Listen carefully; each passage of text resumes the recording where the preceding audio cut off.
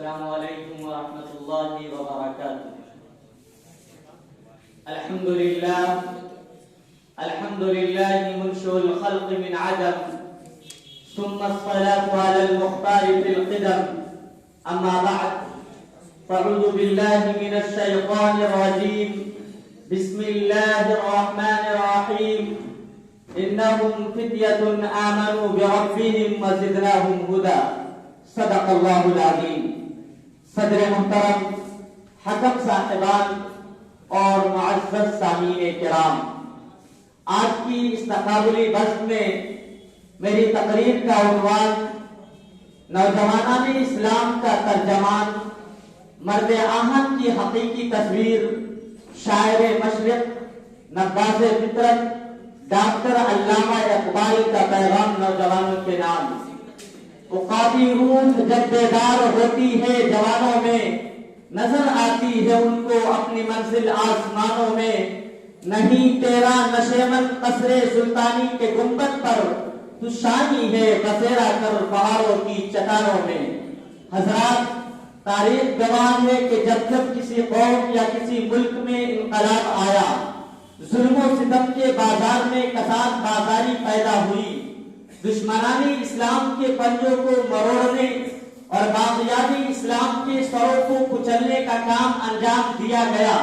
ان تمام اعمال جلیلہ کے پس پردہ ان نوجوانوں کی قوت و استقامت اور انقلابی فکر و شعور مضمر رہا ہے، جو یقین محکم، عمل پہم اور محبت فاتح عالم کی حقیقی اور جیتی جاگتی تصویر رہے ہیں، جن کا شعار حق گوئی و بے باکی ہوا کرتا ہے، جن کے اندر جب عقابی روح پیدا ہوتی ہے تو انہیں اپنی منزل قصر سلطانی کے بجائے پہاڑوں کی چٹانوں پر نظر آتی ہے، جن کے بارے میں قرآن کہتا ہے انہم فتیۃ آمنوا بربہم وزدناہم ہدی.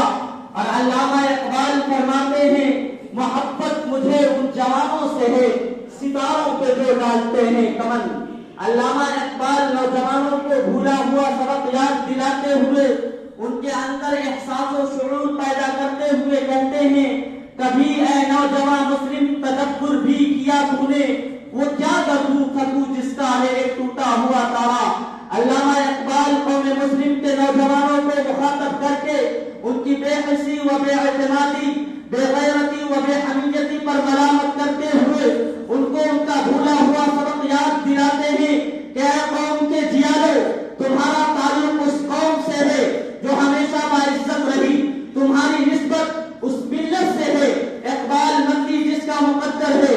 تمہارے لیے نمونہ زندگی وہ ذات بابرکت ہے جس نے قرآن کی زبانی یہ اعلان کیا وَأَنْتُمُ الْأَعْلَوْنَ إِن كُنتُم مُؤْمِنِينَ. علامہ اقبال فرماتے ہیں اے نوجوانوں، ذرا ماضی کی تاریخ کو یاد کرو کہ وہ کون سی قوم ہے جس نے معبودان باطلہ کی خدائی کا اعلانیہ انکار کر کے ان کی عظمت کا تختہ الٹ دیا اور خرمن باطل پر بجلی بن کر نازل ہوئی، جس میں ایسے اولو العزم فاتح پیدا ہوئے جنہوں نے حق و باطل کی جنگ میں حق و صداقت کو فیصلہ کن کامیابی عطا کی.